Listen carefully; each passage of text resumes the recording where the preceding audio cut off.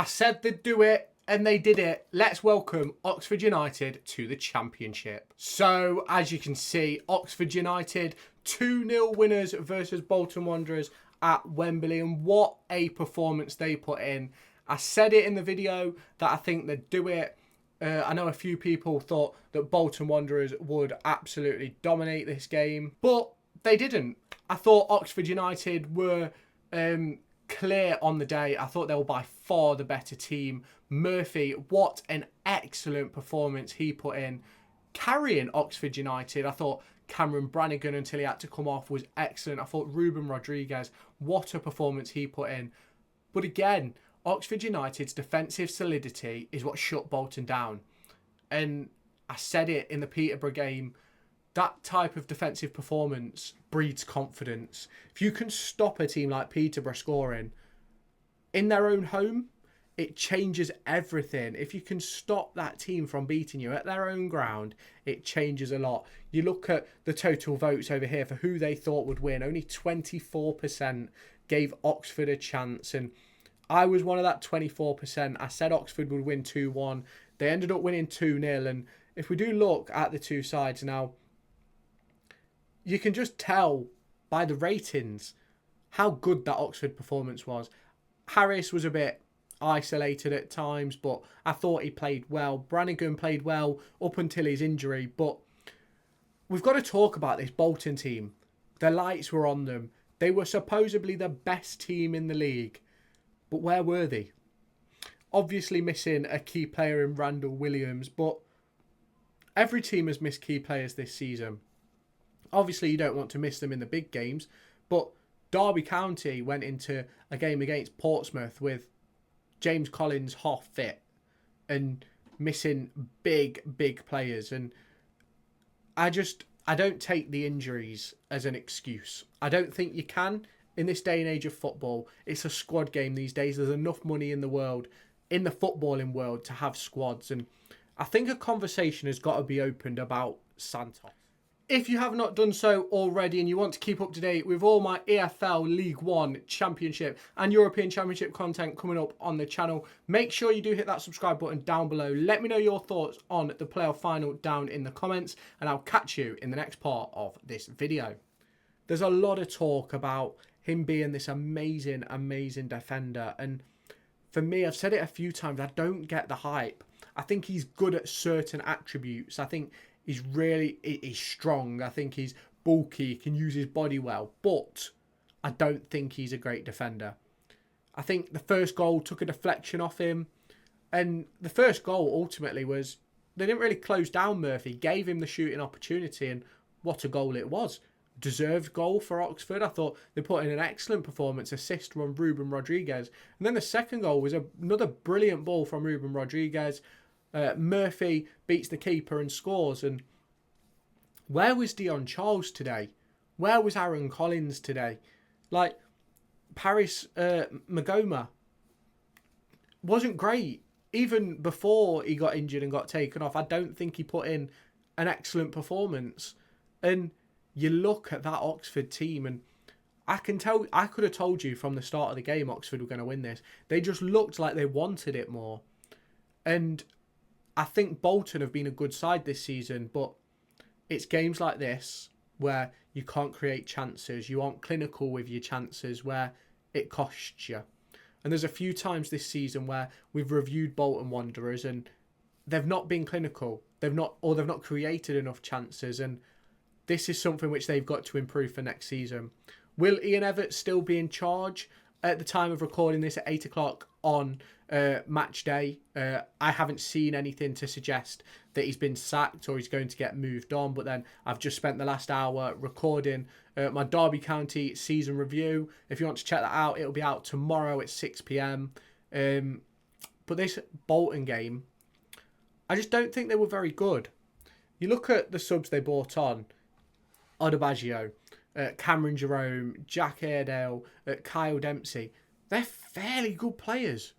Like, don't get me wrong, I think Marcus McGowan, Josh McKecker and Gregory Lee, they're all fairly good players too, but I don't think they match the quality of what's come off that Bolton bench.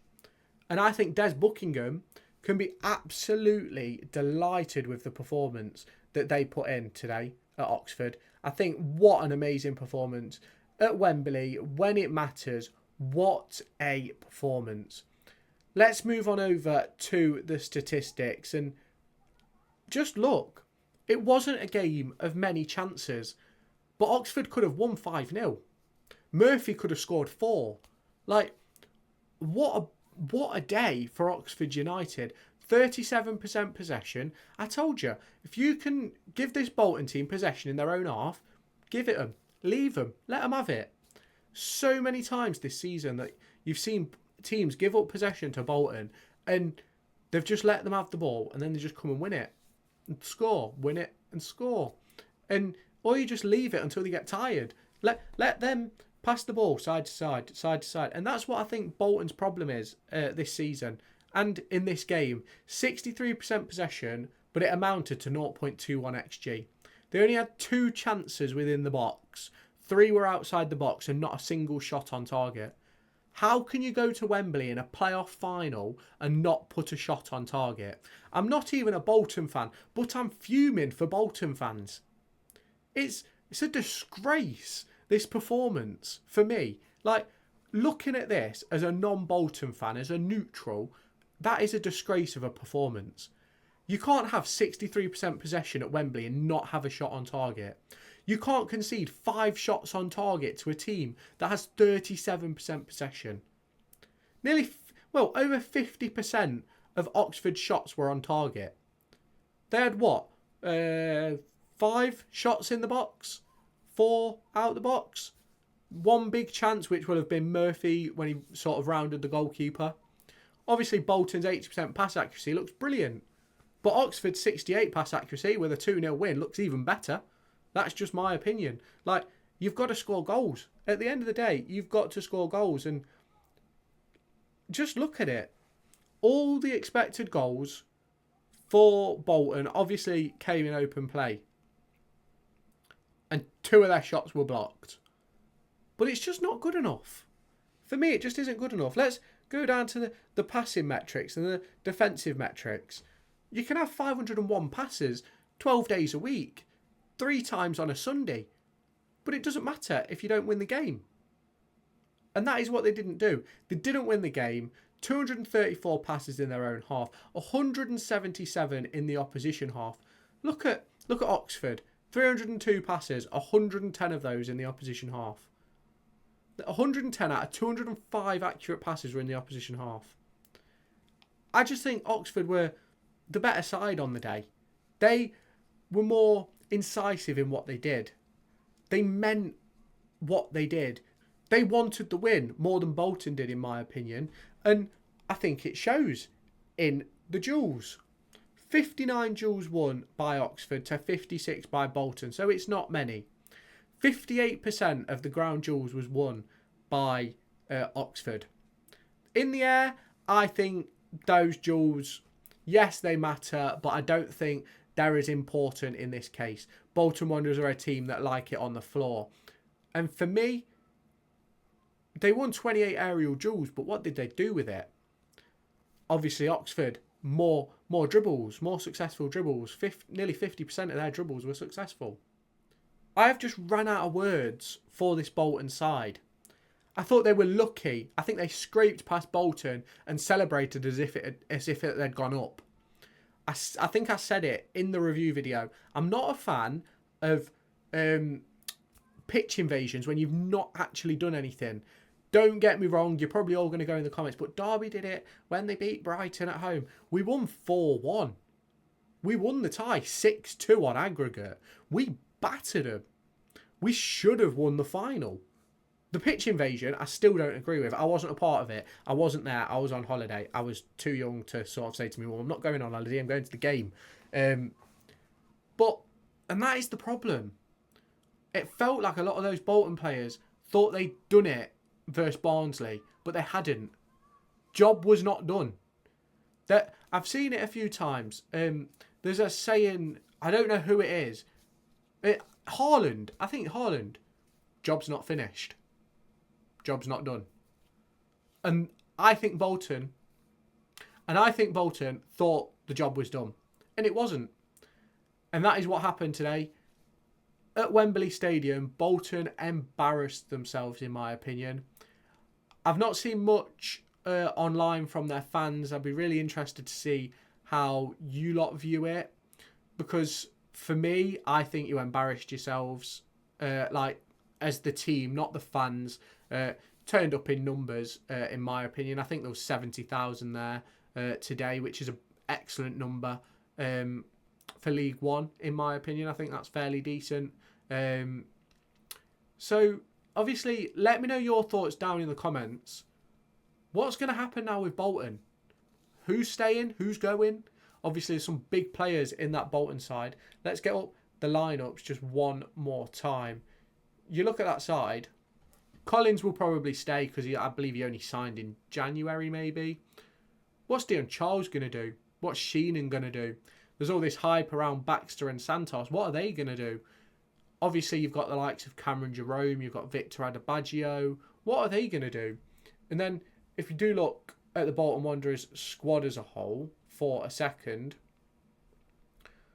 what's going to happen with Randall Williams? Obviously, he's been a fairly decent performer. Obviously, Magoma's now going back to, I think he's on loan from Brentford. You then look at the forward line. What's happening with Jerome? What's happening with Bodvarsson? As a Derby fan, I hope we go out and get Dion Charles.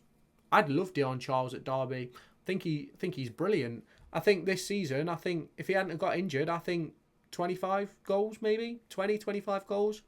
Really like him as a player. Can play on both sides and through the middle. So it will be interesting to see how this is handled by Bolton Wanderers, by the other clubs looking at Bolton Wanderers, because this is another failure.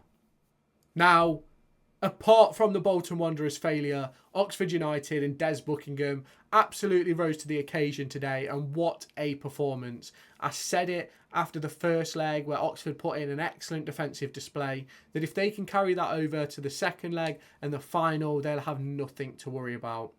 And I was right, nothing to worry about. Oxford put in an excellent performance at Wembley, excellent defensive display in both games versus Peterborough and the Wembley final. And they are Championship. Let me know your thoughts down in the comments section. Subscribe to the channel while you're down there. And hit that like button. Share this video with all your friends. It really helps out the channel. And I'll catch you in my next video.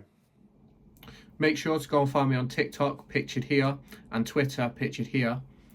These are the places where I'll keep you all up to date with all my upcoming videos and my thoughts and feelings around the Formula 1 and football weekend.